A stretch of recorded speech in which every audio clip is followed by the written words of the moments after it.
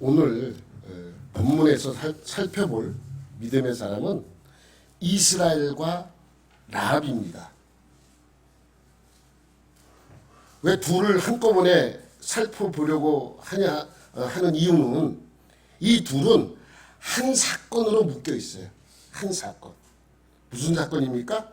여리고 성 사건입니다. 여러분이 잘 알고 있는 내용이죠. 그래서 이 말씀을 이해하기 위해서는 먼저 여호수아 2장부터 나오는 그 이야기들을 알아야 합니다. 이제 이스라엘 백성들은 출애굽한 이후에 불순종으로 40년 동안 광야 생활을 합니다.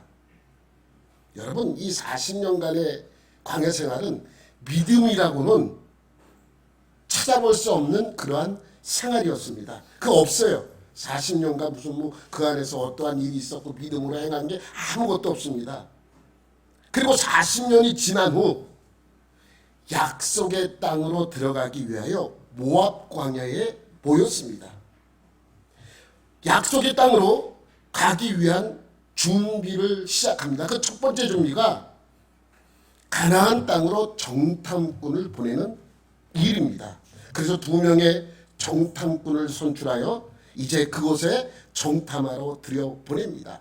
그쪽 지형을 알아보고 그리고 여리고 성을 염탐하기 위하여 밤에 성 안으로 들어가 기생 라합의 집에서 묵게 됩니다. 여러분, 그 여리고성은 우리 아까 맨 앞에 사진 봤죠? 고대 여리고성이 이렇게 생겼대요. 이걸 어떻게 아느냐? 여러분, 아직도 유적지가 남아있어요. 아직도. 그래서 이러한 모양으로 생겼고 이 성은 단 한 번도 침공에 의해서 점령당하지 않았던 성입니다. 이스라엘 백성에 의해서 점령당하기 이전까지 예루살렘 성보다 더 단단한 성이에요. 침공할 데가 아무것도 없는, 약한 부분이 아무것도 없는 부분이 바로 여기입니다. 그래서 이 성을 염탐합니다. 그런데 이 여리고성 안에는 이미 이스라엘이 요단강을 건너 있던 아모리 족속을 몰아내고 그 땅을 차지했고 이제 요단 이쪽으로 넘어와 이쪽도 노린다는 소문이 퍼져 있을 때입니다. 그런데 이스라엘 사람이 여리고성을 들어가는 것을 어떤 사람이 그것을 보게 됩니다. 그 이야기가 여리고 왕에게 들렸고 여리고 왕은 당장 그 자들을 잡아오라고 명령을 하게 됩니다. 군사들은 정탐꾼의 행적을 따라 찾아 나섭니다. 정탐꾼이 라합의 집에 들어가 묵었다는 사실을 알게 되죠. 그래서 라합의 집으로 군사들은 몰려갑니다. 그때 이러한 사실을 눈치챈 라합은 두 정탐꾼을 그녀의 지붕 위에 말리려고 널어놓았던 삼대 속에 숨겨 놓습니다. 여러분, 삼대가 이렇게 삼대가 뭐냐면 넘겨보세요. 이렇게 생긴 거예요. 삼배가 뭐냐면 삼배라는 것은 삼배를 만들기 위하여 기른 이러한 삼대 나무라 그래야 되나? 이건데 요걸 말려서 껍질을 벗겨서 물에 불려서 사용하는 거예요. 이거를 이제 이렇게 잘라가지고 말립니다.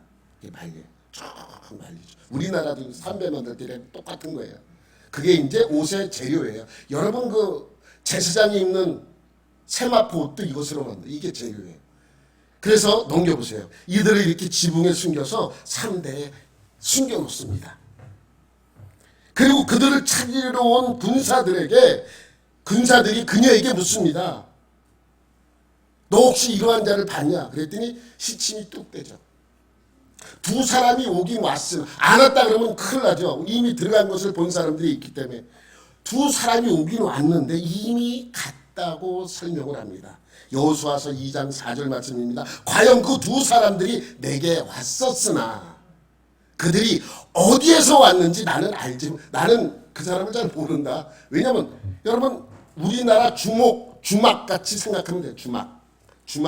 주막에 사람들이 와서 하룻밤 지내면서 술도 마시고 음식도 먹고 하룻밤 지내는 여인숙 같은 그러한 곳이기도 하는 곳이 바로 그곳입니다. 그 기생라합도 외부인이 오면 이 집에서 묵는 것이 어쩌면 당연한 일인지도 모릅니다. 그래서 많은 사람들을 접했던 이 라합은 이렇게 얘기할 수밖에 없는 것이죠. 그리고 이렇게 덧붙여 말합니다. 5절 말씀. 그 사람들이 어두워 성문을 닫을 때쯤 되어 나갔으니 어디로 갔는지 나는 잘 모르겠다.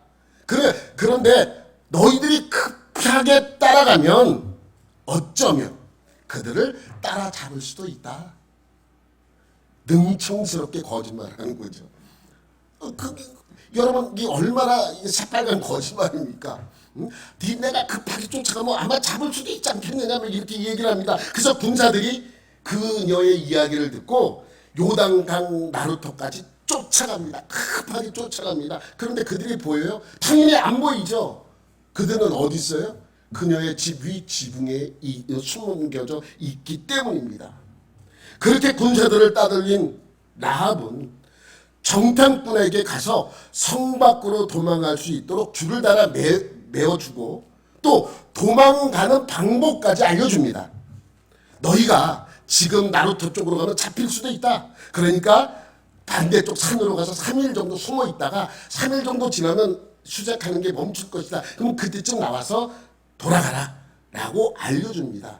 그리고 이렇게 도와주는 이유도 설명을 해요. 자기와 자기 가족들을 살려달라. 너희들이 이 성을 칠 때 우리 가족과 나를 살려달라라고 부탁을 하게 되죠. 그랬더니 그 정탐꾼들이 약속합니다. 뭐라고요? 18절 말씀이에요. 시작. 우리가 이 땅에 들어올 때에 우리를 닫아 내린 창문에 이 붉은 줄을 메고 내 부모와 형제와 내 아버지의 가족을 다 내 집에 모으라. 그러면 그것이 표시가 되어서 너의 집에 있는 그 사람들은 살려둘 것이다 라고 이야기를 합니다. 그래서 라합은 정탐꾼을 보내고 붉은 줄을 달아 맵니다. 여러분 넘겨보세요. 이 18절에 보면 우리가 이 땅에 들어올 때라는 것은 무슨 의미예요? 우리가 이 여기를 침공할 때, 칠 때 창문에 붉은 줄을 달아내면 내가 너희들은 살려주겠다. 이러한 내용 아니에요. 그런데 라합은 그들이 가자마자 붉은 줄을 달아내요. 가자마자. 여러분 21절 보면 라합이 이르되 너희가 너희의 말대로 할 것이라 하고 그들을 보내어 가게 하고 붉은 줄을 창문에 매니라. 가자마자 그냥 매버린 거예요. 두렵죠? 그렇게 살아 돌아간 정탐꾼들은 자기들이 정탐하고 온 여리고 성과 주변 지역에 대하여 여호수아에게 설명을 하고 여호수아와 백성들은 요단강을 건너 가나안 땅에 들어갑니다.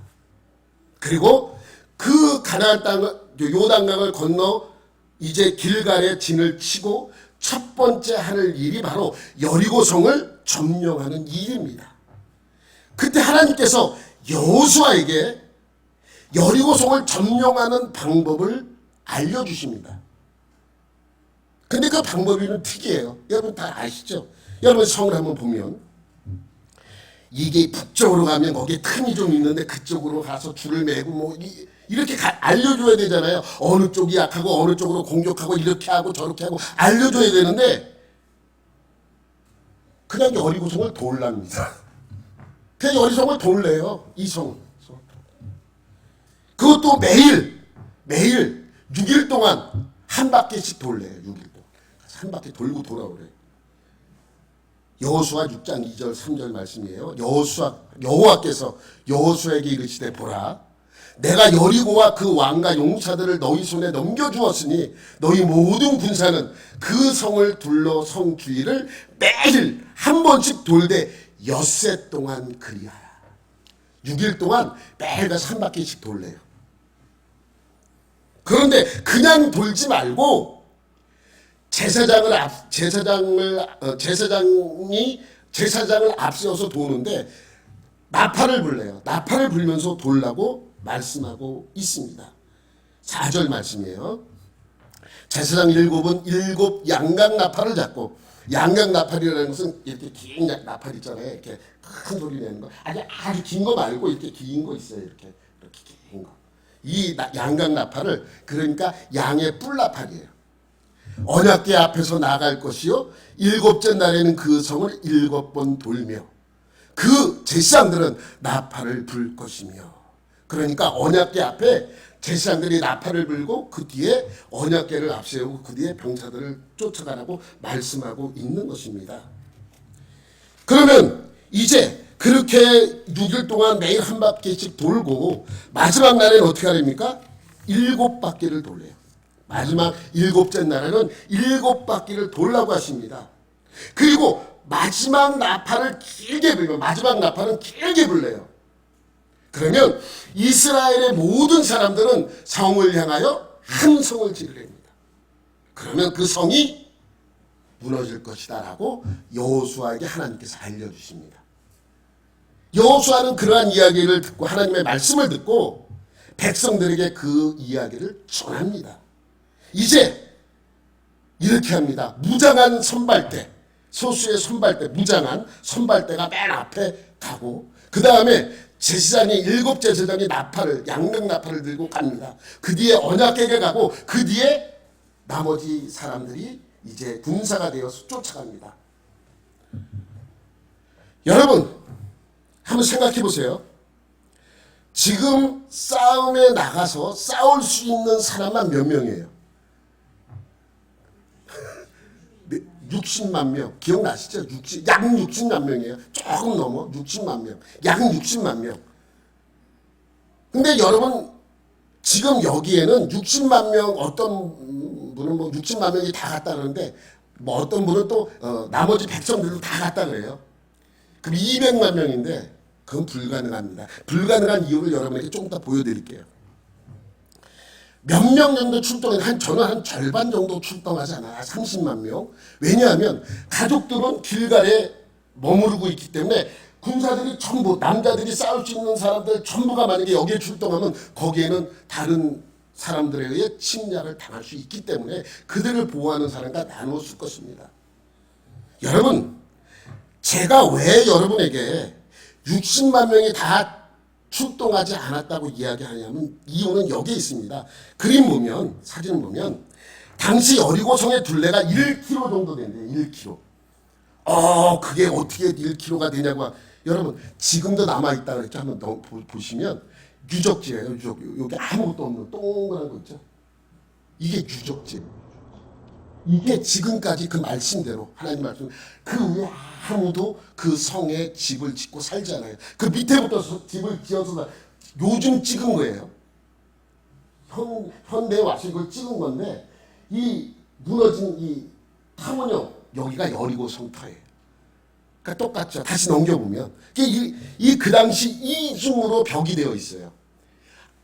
지금까지 어느 누구도 여기를 침공해서 이 성을 차지한 민족이 없을 정도로 아주 단단한 성입니다. 여러분, 약 이 둘레가 1km 정도 되는데, 1km 정도 된다는 것은 여러분 이 길이가 한 400m 정도 되지 않고, 400m, 그래서 400m 여기 100m 정도 해서 원이 그렇게 1km 정도 된다고 하니까, 여러분 참고적으로 LA에 있는 로즈볼 스타디움 그 사진 한번 봐봐요. 이게 둘레가, 그러니까 면적이 아까 여리고 성터에는 25,000 제곱미터예요. 여기는 2만 제곱미터예요. 이거보다 조금 더 커요.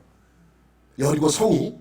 그런데 지금 여기 이 운동장에 들어가 있는 숫자가 몇 명인지 아십니까? 꽉 찬 보이죠? 쳐보세요.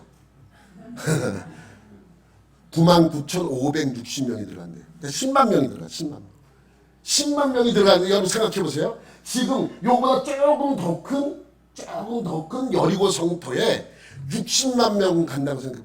이 가능하다고 생각해요? 그러니까 여러분 여기에 이 숫자가 10만 명이면 30만 명만 가도 여기 어마어마한 거예요. 여러분 생각해 보세요. 30만 명.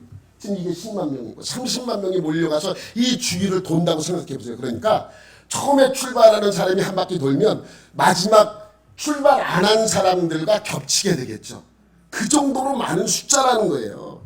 그렇기 때문에 60만 명이 다 안 갔다는 것입니다. 한 30만 명 가자. 절반 정도 가면 많이 간 것이다. 이렇게 생각이 되어지죠. 여러분 이게 이들은 여리고성 넘기면 여리고성을 향해 30만 명이 행진하여 갑니다. 이때 이 안에 있던 여리고 왕은 이 엄청난 이스라엘 사람들을 보고 얼마나 두려웠겠습니까? 그래서 성문을 굳건히 잠글 수밖에 없죠. 그리고 자신했을 것입니다. 이 성은 여태까지 아무에게도 점령당해 본 적이 없었다. 너희들이 아무리 많이 와봐라. 이 성은 우리가 지킬 수 있다라는 믿음이 있었을 것입니다. 여러분 틈이 있습니까? 없어요. 근데 이들이 와서 공격하려고 와서 공격을 안 하고 뭐하고 가요? 한 바퀴 돌아가는 거예요. 저 이상하네. 저 왜 공격하는 거예요? 야 그러면 그렇지. 감히 이 성을 공격을 해? 아무리 봐도 공격할 틈이 없지. 이랬을 것입니다. 그 다음날 아침에 또 둘째 날도 또 한 바퀴 돌고 그냥 갑니다. 셋째 날도 와서 한 바퀴 돌고 갑니다. 넷째 날도 다섯째 날도 여섯째 날도 한 바퀴 돌고 그냥 갑니다. 여러분 여리고 사람들도 엄청난 숫자가 공격하는 거 보고 두려웠을 것입니다. 이제 큰일 났구나 하고 있는 그때 그들은 아무것도 하지 않고 그냥 한 바퀴 돌고 그냥 가죠. 둘째 날도 한 바퀴 돌고 가고 셋째 날도 넷째 날도 다섯째 날도 여섯째 날도 그냥 한 바퀴 돌고 그냥 돌아갑니다. 그들은 생각했을 것입니다. 야 그들이 공격할 수 없으니까 그냥 겁만 주는구나 이렇게 생각할 수 있습니다. 그리고 일곱째 날이 되었습니다. 이스라엘 백성들은 아침에 일찍 일어나 여리고성을 향해 갑니다. 여호수아는 백성들에게 이렇게 이야기합니다. 오늘 하나님께서 여리고성을 우리에게 주셨다 하면서 너희가 이 성을 7바퀴를 돌고 나서 신호에 따라 일제히 한 성을 지르라 라고 알려주십니다. 성이 무너진 후에 그러면 성이 무너진다요? 그러면 성이 무너진 후에 그곳에 들어가서 모든 살아있는 것을 다 어떻게 하라고요? 다 죽이라 그래요. 그러면 성이 무너지면 들어가서 이제 그곳에 있는 모든 생명, 목숨이 있는 것을 다 죽이라 합니다. 그리고 한 가지 더 덧붙여 이야기합니다. 정탐꾼을 도와준 기생 라합의 집은 약속대로 그 집에 속한 모든 사람들은 살려주라 그래요. 그 이야기를 하고 출발합니다. 이제 어제와 같이 나팔을 불면서 조용히 여리고성을 돕니다. 그런데 이날은 돌아가지 않습니다. 한 바퀴 돌고 나서 또 한 바퀴를 돌아요. 또 한 바퀴를 돌고 또 한 바퀴를 돌아요. 7바퀴를 돕니다. 그럼 총 몇 바퀴를 돈 거예요? 상수 빨리 해보세요. 6일 동안 한 바퀴씩 돌았어요. 13바퀴를 돌아요. 똑같이 여리고성에 있는 사람들과 그 왕은 한 바퀴 돌고 오늘도 돌아갈 줄 알았어. 근데 안 돌아가. 또 돌아. 안 돌아가. 또 돌아. 7바퀴를 도는 거예요. 여러분 도는 동안 이들은 아무 소리도 내지 말라고 여호수아가 명령했어. 너희는 돌 동안 아무 소리도 내지 말라. 여러분 얼마나 무서웠겠습니까? 시끌시끌하고 막 복적복적하면서 한 바퀴 돌고 막 이러면 좀 반대. 아무 소리도 안 나. 나는 소리라고는 오로지 나팔 소리밖에 나지 않아요. 조용히 살아. 여러분 조용하면 더 무섭습니다. 그러잖아요. 조용히 말 안 해. 무슨 잘못했는데 부모님이 아무 소리 안 하고 몽둥이를 찾죠. 얼마나 더 무섭겠습니까? 그리고 7바퀴를 그렇게 돌더니 멈춥니다. 일제히 모든 사람들이 성을 향합니다. 아까 봤죠? 한 30만 명 되는 사람들이 성을 향해 보면 이 모든 둘레에 이스라엘 사람들이 가득 찼다는 것을 알 수 있습니다. 그리고 이들은 나팔이 울려 퍼지자 그 성을 향해 이 백성들이 일제히 함성을 지릅니다. 와! 그러고 함성. 성이 무너졌어요. 어떻게? 이렇게. 아니, 그렇지. 이렇게 무너졌어요. 여러분, 제가 어렸을 때 설교 들을 때는 목사님이 이렇게 설교했어요. 한 점을 팍 지르니까 아주 폭삭 다 무너졌다. 근데 한 집만 안 무너졌다. 라합의 집이다. 근데 그건 아니에요. 왜냐하면 성경 구절을 보면 성이 무너지긴 하는데 폭삭 무너지는 건 아니에요. 그래서 들어가서 여전히 그곳에는 살아있는 사람들이 있었고 가축들도 있었어요. 그래서 이제 이렇게 무너진, 그래서 역사학자들이 그때의 상황을 발굴을 통해서 알았는데 그렇게 전부 폭삭 무너진 건 아니고 아까 이중으로 된 것이 아마도 제 생각에는 위에서부터 무너진 것 같아요. 그러니까 아래성은 힘없이 무너져서 길이 났고 그 길로 군사 30만 명이 쳐들어가죠. 그럼 생각해 보세요. 얼마나 그동안 한 번도 이렇게 점령당해보지 않은 이 여리고성이 어땠습니까? 자신했는데 이제 이 성이 이렇게 무너지고 사람들이 이스라엘 사람들이 이곳을 향해 들어가서 거기서 살아있는 모든 사람들을 다 죽이게 되죠. 6장 21절 말씀. 그 성 안에 있는 모든 것을 온전히 바치되 남녀 노소 소와 양과 나귀를 칼날로 멸하니라. 그러니까 그 안에 있던 모든 사람들이 어떻게 됐다고요? 다 죽고 가축들도 다 죽었습니다. 그리고 약속대로 기생 라합에 속한 모든 사람들, 그 집에 피난한 모든 사람들은 목숨을 구할 수 있었습니다. 25절 말씀. 여호수아가 기생 라합과 그의 아버지의 가족과 그에게 속한 모든 것을 살렸으므로 그가 오늘까지 이스라엘 중에 거주하였으니 이는 여호수아가 여리고를 정탐하려고 보낸 사자들을 숨겼음이었더라. 그래서 오늘 이 본문 말씀처럼 여리고성이 무너졌고 그 속에 살고 있던 라합이 목숨을 건질 수 있었습니다. 이것이 여리고성 사건입니다. 오늘 본문은 이 사건에 대하여 이렇게 설명합니다. 히브리서 11장 30절과 31절 시작. 믿음으로 7일 동안 열을 보니 성이 무너졌으며 믿음으로 기생 라합은 정탐꾼을 평안히 영접하였으므로 순종하지 아니한 자와 함께 멸망하지 아니하였도다. 믿음으로 그들은 여러분 여기서 지난주에도 믿음으로 홍해를 건넌 사람은 그들이라고 분명히 말씀했어요. 그럼 여기도 영어 성경이나 원어에 보면 그들이에요. 믿음으로 그들은. 그런데 이 제목이 왜 내가 이스라엘이라고 했냐면 지난주에 홍해를 건넜을 때 그들은 소수예요. 소수의 믿음의 사람들. 오늘 이스라엘 백성들이 여리고성을 무너뜨린 그 사람들은 소수가 아니라 30만 명의 믿음의 사람들이죠. 그러니까 대부분이 이스라엘 사람들이에요. 이걸 이해를 하셔야 됩니다. 여러분, 그래서 믿음으로 이스라엘은 여리고를 무너뜨렸고 기생 라합은 믿음으로 목숨을 살렸습니다. 근데 이렇게 제가 이야기를 하면 결과론이에요. 결과론. 무엇이 중요하느냐? 그들이 믿음으로 한 행동들입니다. 아직 결과가 없어요. 이스라엘은 믿음으로 여리고성을 7일 동안 돈 거예요. 7일 동안 13바퀴를 돈 그 행동이 믿음의 행동이죠. 그 결과가 여리고성이 무너진 거예요. 또 기생 라합을 한번 생각해 보세요. 기생 라합도 믿음으로 그 정탐꾼들을 살려주고 숨겨주고 살 수 있도록 마련해 준 것이죠. 그것이 그 라합의 믿음의 행동이죠. 그 결과가 어떻게 되었습니까?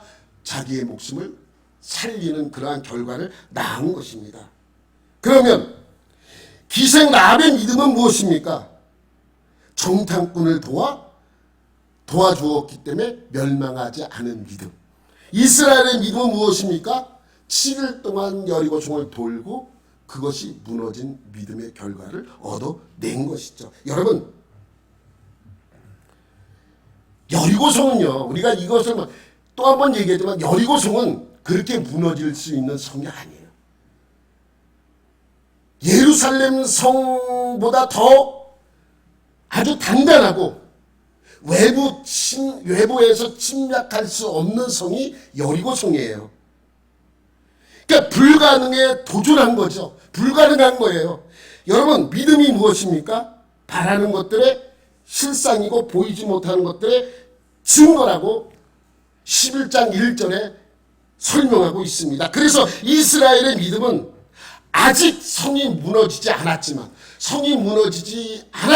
보이지 않았지만 저렇게 튼튼한 성이지만 하나님의 말씀대로 이 성을 7일 동안 13바퀴를 돌았더니, 그리고 마지막에 함성을 지르라는 하나님의 말씀을 듣고 함성을 질렀더니 이 성이 무너진 믿음입니다.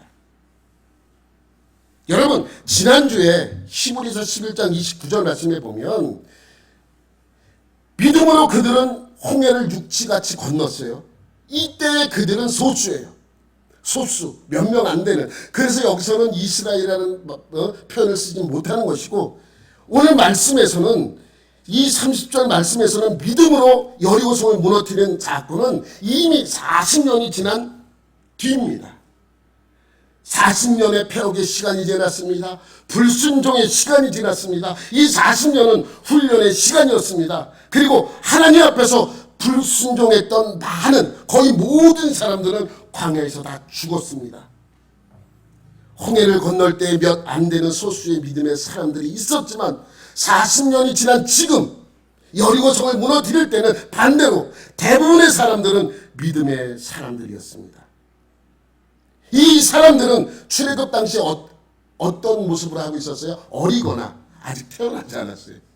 광야에서 태어난 사람들이거나 아니면 이 20살 아래의 어린 사람들이었습니다. 이들은 광야 40년 동안 무엇을 경험했습니까? 하나님을 경험한 거예요.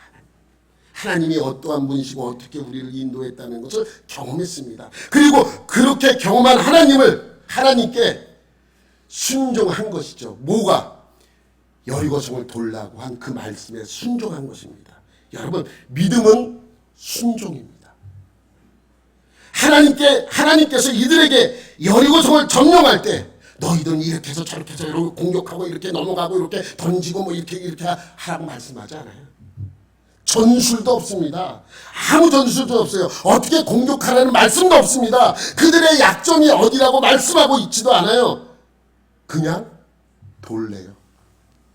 이게 말이나 되는, 사실 우리가 지나고 나서 이렇게 이야기하니까 지금 여러분들은 이렇게 얘기하지만 사실 이게 말이 되는 것입니까? 그냥 돌래요. 예? 매일 6일 동안 와서 한 바퀴씩 돌고 가고 마지막 7일째는 7바퀴를 돌래요. 뭐 하라는 것도 아니에요. 뭐 돌을 던져서 돌면서 한 번씩 던지라든지 무슨 어디 약점이 있나 찾아보라든지 뭐 그런 게 없어요. 그냥 무작정 돌립니다. 그리고 그 일이 끝나면 어떻게 하라고요? 함성을 지르세요. 여러분, 여러분 아무리 함성 질러봐야 제가 여기서 죽나? 여기 있는 여러분 전부 다 저한테 함성을 질러보세요. 제가 귀만 막고 있으면 아무 문제가 없어요. 근데 또 함성을 지르래. 그러면 어떻게 된다고요? 그냥 성이 무너진대요. 사실 말이 되는 소리가 아닙니다. 여리고성은 무너질 수 있는 성이 아니라고 내가 몇 번이나 말씀드리잖아요. 그러니까 믿음은 뭐예요? 순종입니다. 말이 안 되는 것 같지만 하나님의 말씀에 순종했더니 성이 무너집니다. 여러분, 제가 우스갯소리 하나. 고진석이라고 제가 예전에 다니던 교회 학생이 하나 있어요. 근데 그 집에는 아들이 하나야. 그 위로 누나가 6명인가 7명이에요. 6명이요. 근데 그 아버지가 목사였었는데 일찍 돌아가셨어요. 그래서 어머니도 후에 목사님이 되신 걸로 알고 있습니다. 근데 어머니가 되게 무서워요. 우리 학생 시절에 토요일날 모임을 갖고 조금이라도 늦으면 득달같이 그 누나와 그 어머니가 찾아와서 얘를 불러요. 진서가. 그 그리고 막 전도사님한테 혼내요. 무슨 교회에서 이렇게 아이들을 오래 붙잡고 있냐고. 그분이 목사였어요. 교회 오래 있는 걸, 그리고 뭐 애지중지죠. 뭐 얼마나 귀하게. 근데 그 어머니가 무섭고 뭐 하여튼간에 그분만 이렇게 오면 우리는 다 뒷길로 다 도망가요. 그 정도로 무서워. 그 누나들도 똑같아. 그 동생 하나, 남동생 하나 있는 거 얼마나 끔찍한지 몰라요. 그런데 그 누님을 좋아했던 남자분이 있었어요. 근데 어머니가 평소에 어떤 분이라는 것을 알았던 이 남자분이 고민하는 거예요. 왜 결혼하고 싶은데 그 여자친구로부터 누나로부터 들을 때는 그 어머니가 만만하지 않을 것 같거든요. 고민하고 허락을 맡아야 되는데 어떻게 하나 고민해갖고 이제 어쨌든 간에 인사를 하러 간다고 이제 약속을 잡아놨습니다. 그런데 마침 그때에 목사님 설교가 이 여리고성 무너지는 설교를 했대요. 믿음으로 돌았더니 성이 무너지더라. 여러분들 믿음으로 막 이렇게 하니까 이런 생각이 들더래요. 야, 내가 돌면 장모님의 마음의 벽도 무너지지 않을까. 그래서 약속 날짜 일주일 전부터 퇴근하면 그 집 가서 한 바퀴씩 돌아야 돼. 둘째 날도 한 바퀴 돌고, 셋째 날, 넷째 날, 다섯째 날 한 바퀴. 그리고 마지막 날 올라가기 전에 7바퀴를 돌고 올라갔대요. 그래서 결론은 허락을 맡았다. 그 얘기를 그 진석이가 몇 번 하는 걸 제가 들었습니다. 여러분, 여리고성이 무너진 것은 이들의 믿음의 결실입니다. 40년간의 경험의 결실.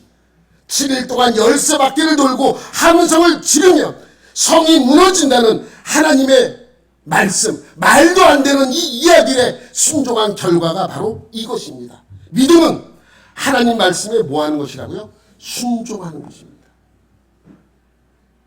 여러분, 이들의 믿음은 순종이 있지만 또 하나가 있어요. 뭐냐면 절제하는 것입니다. 절제. 여호수아는 백성들을 향해 여리고성을 돌 때 아무 소리도 내지 말라 그랬어요. 성을 돌 때 오로지 소리가 들리는 건 무슨 소리만 들려요? 나팔 소리만 들려야 돼요. 아무 소리도 내지 말래요. 오로지 주님의 음성만이 그곳에 임하기를 바라는 것입니다. 여러분, 믿음은요, 내 생각을 없애는 거예요. 지난주에도 말씀드렸죠? 지난주의 말씀은 믿음은 뭐라고요? 내가 아무것도 하지 않는 거예요. 오늘은 내 생각을 없애는 것입니다. 생각해 보세요. 7일째가 되었습니다. 그러면 7일째 돌고 함성 지르면 성이 무너진다 그러면 7째 날 한 3바퀴 4바퀴쯤 돌면 성에 금이라도 가야지. 아무것도 없습니다. 그러면 그때부터 한 사람이 만약에 불평한다고 생각을 해보세요.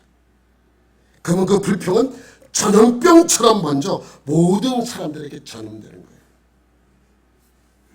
여러분, 중앙일보의 재미난 기사, 제목만 봐세요. 제목만.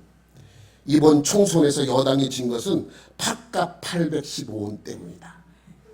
아니 815원 모를 수도 있죠. 그게 뭐 큰 문제예요. 사실 팥값 모르는. 여러분, 여기 시내버스 요금 얼마인지 아세요? 여러분, 여기 좌석버스 요금 얼마인지 아세요? 저 잘 몰라요. 그래서 카드로 그냥 찍고 가면 알아서 결제가 되니까. 잘 몰라요. 여러분, 제가 어렸을 때 버스값 모르면 저 사람 막 욕했어요. 근데 지금은 많은 사람들이 버스값 잘 몰라요. 그냥 타고 내리면서 그렇게 카드로 결제하거나 아니면 자가용들 타고 내리기 때문에 시외에서 시내로 들어가는 요금이나 전철이 어디서 어디까지 가는 요금 잘 모르지 않습니까? 근데 만약에 이것이 불평하면서 한마디 언론에 흘렸더니 언론에서 이것이 막 다루고 그것이 마치 무슨 뭐 큰일 나는 것처럼 이렇게 번져나가는 거예요. 그러니까 여호수아가 백성들에게 부탁한 건 뭐예요? 아무 소리, 너희 생각과 너희 뜻과 너희 말을 아무것도 하지 말라고 경고하는 것입니다. 그러니 아무것도 아닌 불평 한마디가 이스라엘 백성 전부를 불신앙으로 몰고 갈 수 있습니다. 그래서 아무 소리도 내지 말라고 한 것입니다. 여러분, 믿음은 하나님의 음성에 순종하고 내 소리를 내지 않는 것입니다. 우리도 마찬가지죠. 우리의 믿음도 내 내 소리를 내지 않고 절제하면서 하나님의 음성을 듣는 것입니다. 그렇게 7일 동안 여리고성을 아무 소리도 내지 않고 돌고 난 뒤에 한 성을 지르니 결국 약속대로 그 성이 무너졌습니다. 이게 믿음이에요. 히브리서 11장 30절 말씀. 믿음으로 7일 동안 여리고를 도니. 이들이 한 것은 믿음으로 본 것밖에 없어요. 그랬더니 하나님께서 알아서 그 성을 무너뜨려 주는 것이죠. 이것이 믿음이라고 설명하고 있습니다. 믿음은 순종하는 것입니다. 내 생각을, 내 뜻을 펼치는 것이 아니라 내 생각을 접고 하나님 말씀에 귀를 기울이고 그 음성에 순종하는 것이 믿음이죠. 그러면 기생 라합의 믿음은 무엇입니까? 기생 라합의 믿음. 31절 시작. 믿음으로 기생 라합은 정탐꾼을 평안히 영접하였으므로 순종하지 아니한 자와 함께 멸망하지 아니하였도다. 여러분, 라합의 믿음은 여리고성이 무너질 때 죽지 아니한다는 그러한 믿음입니다. 어떻게 해서 정탐꾼을 도와주며, 여러분 생각해 보세요.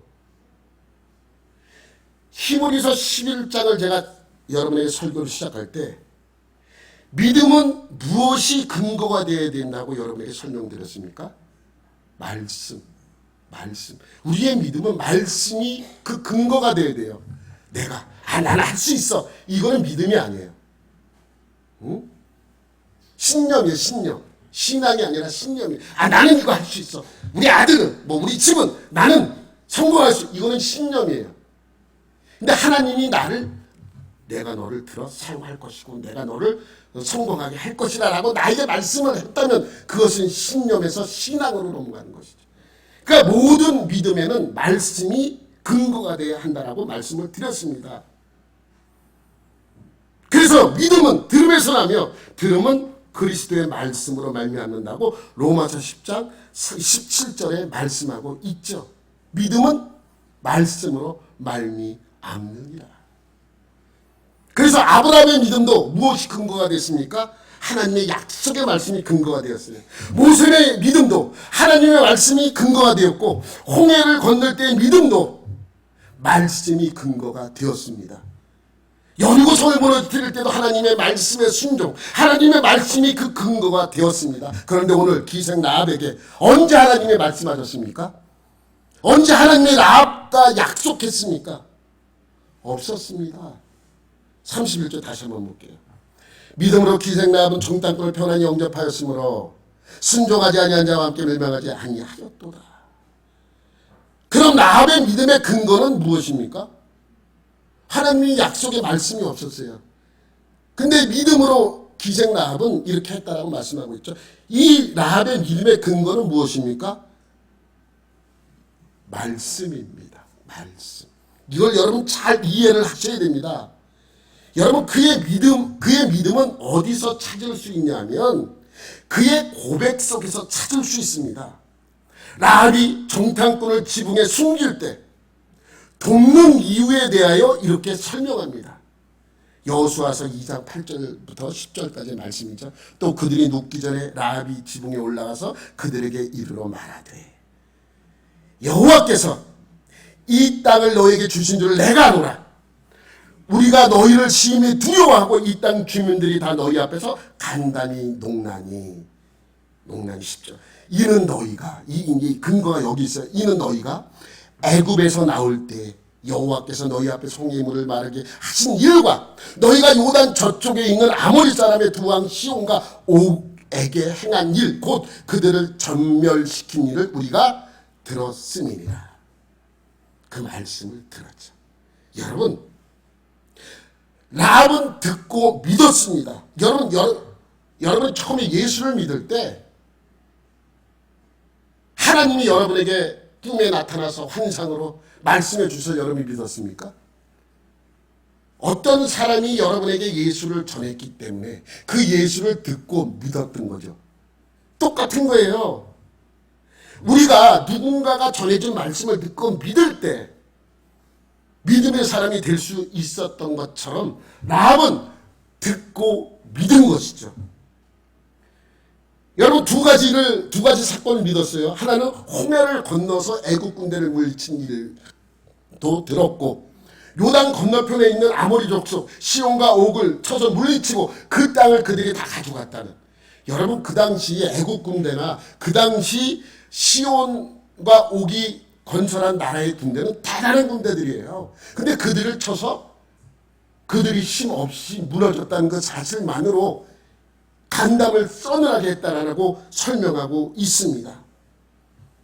그러면 라합이 가지고 있었던 믿음, 이거는 누구에게 들은 거예요?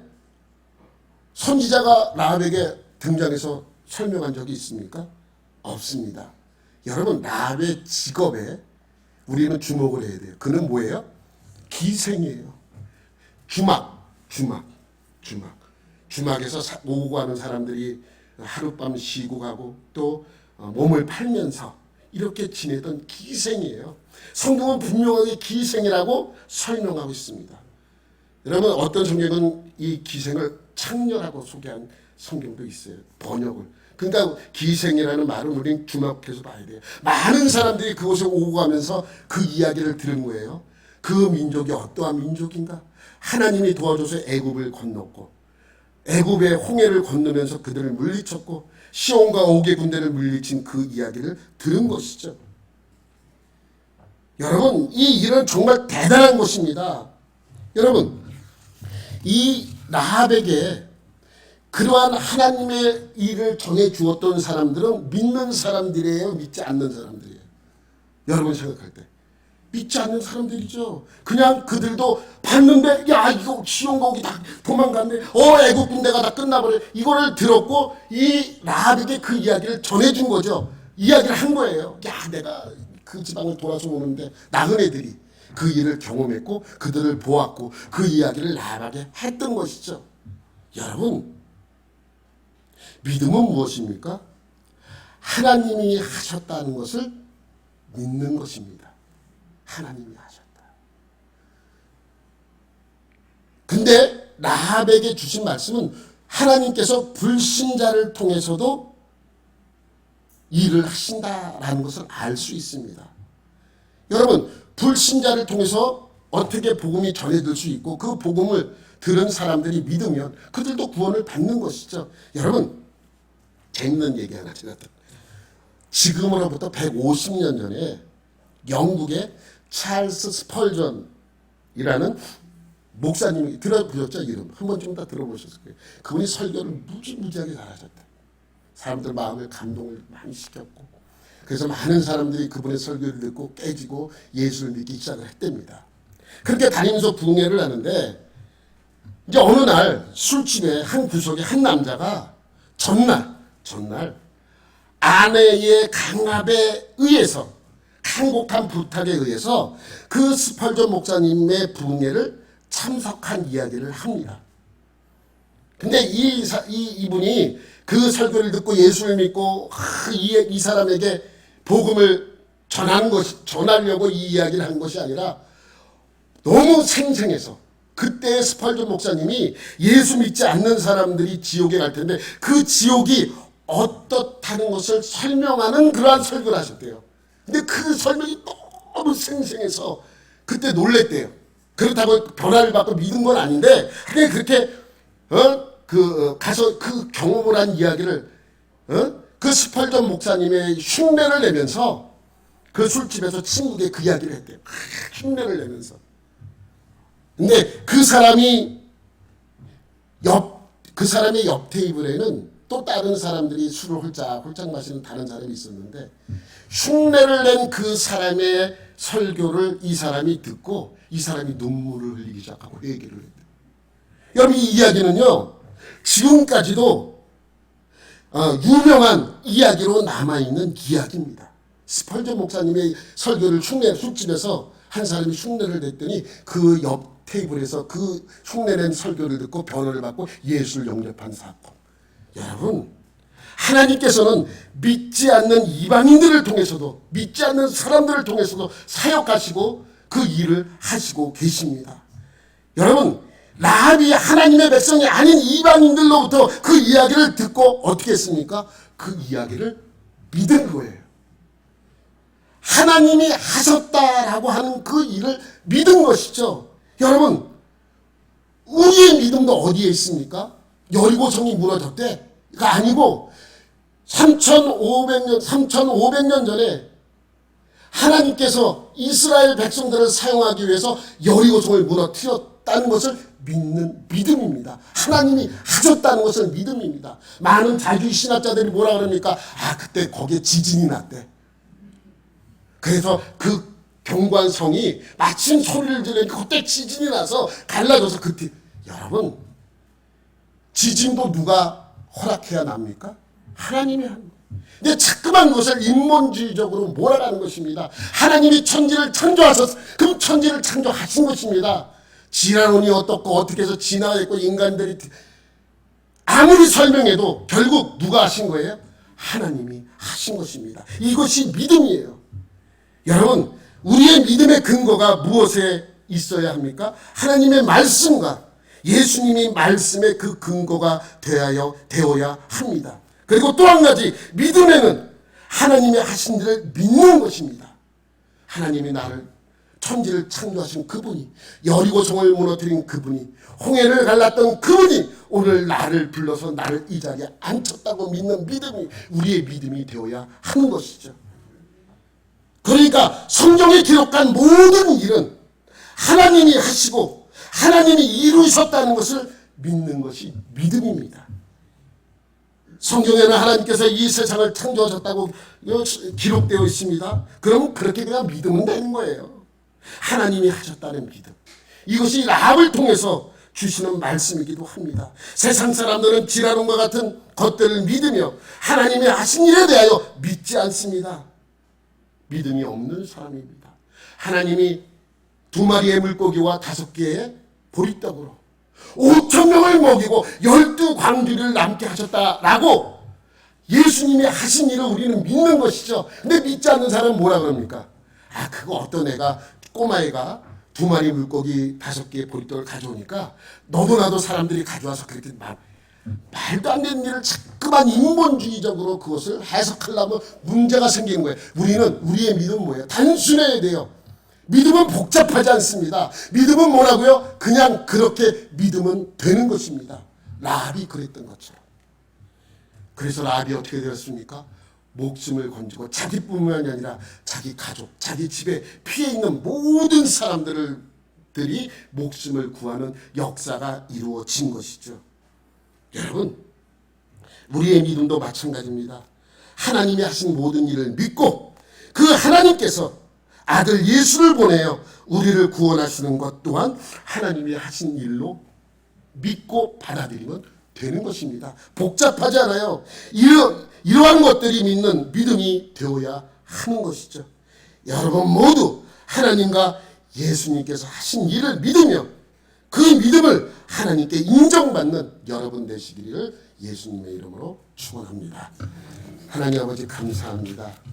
우리 모두 하나님이 하신 일을 믿고 그 믿음으로 살아가는 우리 모두가 되게 하여 주옵소서. 감사드리며 예수님의 이름으로 기도드립니다. 아멘.